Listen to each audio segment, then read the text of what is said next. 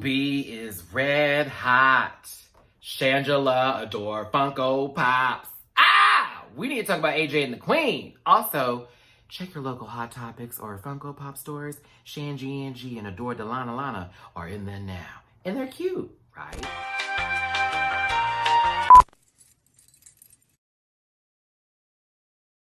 Listen. Yeah! Yes, dog! Get that out of there!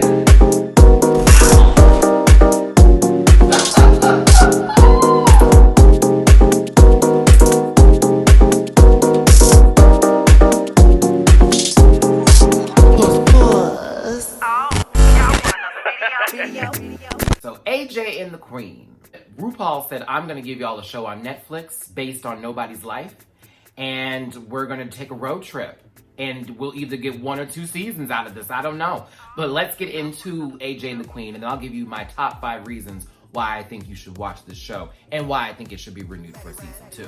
Also, for those of you wondering, Matthew, no beat, no mug, you didn't shave this recently? Look, I'm going to be this guy who constantly gets my stubble back and then I shave it off before I do any kind of looks.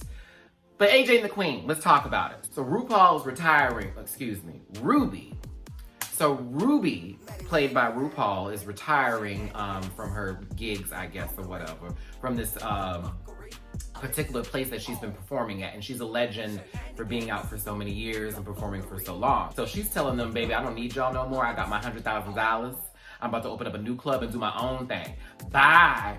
And she's doing this with her partner, who she has recently fallen in love with, and decides to get joint credit cards, which made no sense to me, but again, this happens to people all the time. Now, we find out that the lover is really not a lover at all. He's actually married or with somebody, because there was this whole scene of him being in the bed and they had to come and get him and all that kind of crazy stuff. But he stole all that money, and Ruby was out of $100,000. Now, while all this was happening, there is this little girl named AJ who is awful. Now, I'm going to get into the synopsis, premise, or whatever we want to call this for this show. I'm actually going to go off of Wikipedia's page because I found it to be quite entertaining. I believe this is the same that's used on multiple websites, but I like reading this to give you an understanding of what the show is, okay? AJ and the Queen follows Ruby Red, a bigger-than-life but down-on-her-luck drag queen who travels across America from club to club in a rundown 1990s RV with her unlikely sidekick AJ, a recently orphaned, tough-talking, scrappy 10-year-old stowaway. That's a very light way of putting who she was, because in the first 4 episodes, that little girl was getting on my last nerve. As these 2 misfits, one tall and one small, travel from city to city, Ruby's message of love and acceptance winds up touching people and changing their lives for the better. There you go. A quicker breakdown of everything that happened with this show. RuPaul got conned by somebody fine, okay? $100,000 she lost, no longer hers, okay? She was gonna open up a club, didn't happen. At the same time this is all taking place, there's this little bratty little girl who is dressing like a boy so that way she doesn't get bothered, who's dropping hot dogs on the ground to get money out of folks, and is really just going through it. Girl's been evicted from her house. Girl's been evicted from her house. Mom is out on the street asking if they'll be her best friend or do you want a girlfriend, all that mess. And Ruby now has this idea of, we're gonna go on this tour in this RV to get some of my money back and to show that I'm still here and I'm a threat, okay? AJ finds her way into the RV with an attitude, and that road trip commences, okay? Also, Cocoa Butter is the one. Lewis is the boy name, but Cocoa Butter is the drag name. Our good blind friend on the show. One of the reasons that kept me in for the first 2 episodes was Lewis, aka Cocoa Butter, all right? Now, the man that stole Ruby's money was Damian Sanchez, or Hector Ramirez. I forgot what his real name was by the time the show was over. this other character, Miss Lady Danger, played by Tia Carrere. I'm not gonna do Tia like that. However, if you remember Tia from Wayne's World, shout out to you, because I was like, oh, I had David tell me about that one. They go on a road trip. They start in New York. We end up in Pittsburgh. We go to Columbus, Louisville, Mount Juliet, Little Rock, Jackson, Mississippi, Baton Rouge, Fort Worth, and Dallas. Then always miss Houston. But again, this road trip is a tour for us to understand that Ruby is red hot and that she's still a force to be reckoned with, and she's been in the game for years, but also for her to compete in the Miss Gay USA. Is it Miss Gay USA or is it Miss Gay USA? Either one. But she's competing in that competition on her final leg of the tour, and she has stiff competition with Juju B and Trinity the Tuck Taylor. Trinity, that was the perfect role for you, sis. It really was. And Juju B was killing it too. Honestly, let's just go through a lot of these cameos of people that we saw from Drag Race on the show. I know there was a lot of other celebrities too, but I'm gonna keep it more towards Drag Race girls. I mean, you had Mayhem Miller, you had Bianca Del Rio, you had Eureka O'Hara, you had Victoria Porkchop, okay? You had Alexis Mateo, you had Manila Luzon, Vanessa Vanjie Mateo. Jinx Monsoon playing someone named Edie was a move. I was like, of course she's gonna play little Edie.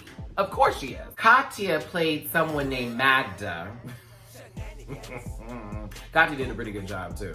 James Mansfield had one moment with a breastplate that was pretty cute. We got a lot of good facial expression moments from her, a lot of reactions. Chad Michaels. Chad got a whole role, okay?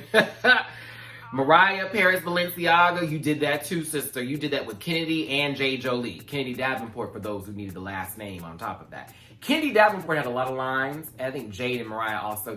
Everyone had a good equal amount, but Kennedy was killing it. Kennedy killed it with her part, girl. With best $500 I ever spent. Loved it. Angina was also on this season. Ginger Minge. I said Trinity the Tuck and Juju B also, said them earlier. Pandora Box had a great moment at the end with her ventriloquist act. I know that was supposed to be Carol Channing. It had to be. Valentina. I think I said Eureka already. If I missed her, Eureka was also in here too. They had a lot of girls from Drag Race. And if I forgot anybody, please forgive me. I know there was a lot of other cameos from the other celebrities too, but it was nice to see a lot of the girls from the race end up on the show. I am now going to give some special love to two in particular because I thought their episode was the best. Next to Mariah's, Kennedy's, and Jade's episode, which if I'm correct, that was episode 5, Mount Juliet. If I'm right, I may be wrong. But then they had the Jackson one. Latrice Royale and Monique Hart sat on this role. They did that. Y'all did that. I posted it on Twitter. It was my favorite episode of the entire season. I lived for Latrice's character. I lived for Monique's character. I lived for the bodyguard that was protecting them. It was a great episode. There were a lot of emotional moments throughout this season too. Some that were forced. They were trying to get us to cry, it just wasn't happening. And then other times, especially the story of how Cocoa Butter lost her vision and RuPaul running into the hospital in a Judy Garland-esque like outfit. It was very emotional. It was great. That ending though, I'm gonna be honest with you and say, I was not necessarily like, oh my God, I'm choked up by the whole situation. My only thought was, are they gonna continue this? Because I need to know what's gonna happen next after this. Like you left a lot. You left a lot. Miss Thing's out here in the grass, getting grass stains on a nice red dress. AJ's mom pops up again out of nowhere from the blue, all that mess. It just was like, okay. She's now interested in I guess, taking care of her daughter. It was a lot. And I know I'm going all over the place with this, but yeah, there were moments where I was like, I'm not really caring about this storyline. I want to know about that storyline. There was a couple little moments like that throughout the season.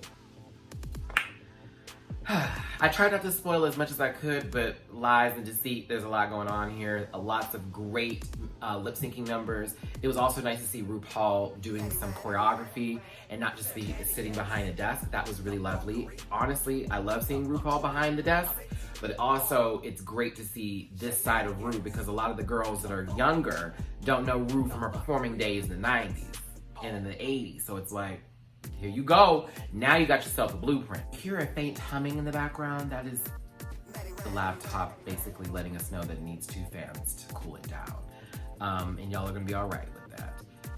I wanna give you 5 reasons why I think you should watch AJ and the Queen after I ran through this episode like it was nothing, okay? Number 1 reason to see it, support the LGBTQ community. That's 1. 2, it's nice to see Rupaul do something different. It gives us another look at Ru in this different light, you know, not just the judge, not just the main judge, you know, not just the grand poobah of drag, which there you go, but you also get to see her fall a little bit, make some mistakes, you know, have some comedic moments, get serious, well, the attempt to be serious in a lot of episodes. Some episodes she didn't do so well in other episodes she was really on it. There were a few that I was like, no. Number 3, if you can get past AJ being an absolute ass for the first couple episodes, it'll be worth your time. The young actress who played AJ, I don't know if it was the direction that she was given or just her just overacting, but there were quite a few moments where it was cringeworthy. If you can get past that, you will love this show. And you honestly fall in love with AJ a little bit more as the episodes progress, because she becomes less of a, you know, she just becomes less of a brat. Number 4, Drag Race cameos. There's so many girls from Drag Race on this show, as well as celebrities that you've seen with Rupaul or who are known in the LGBTQ community, etc., etc. I highly suggest giving them time. It's just nice to see them doing some more work, and it's also nice to see them working with Rupaul in a lot of the episodes, because remember, the girls always make fun of the fact that Rupaul doesn't know their name. 5, the show was decent, okay? I'm not gonna say it's the best thing I've ever seen in my entire life. I would be lying. It's not the worst either. Some moments of acting were there, and other times they were on the money. Cocoa Butter also should be a part of number 5, because honestly, every time she was in front of the camera, I was here for Miss Cocoa Butter. What would I rate that show out of 5 stars? I give it 3.5 stars out of 5. I give it 3.5, a little bit more towards the 3, okay?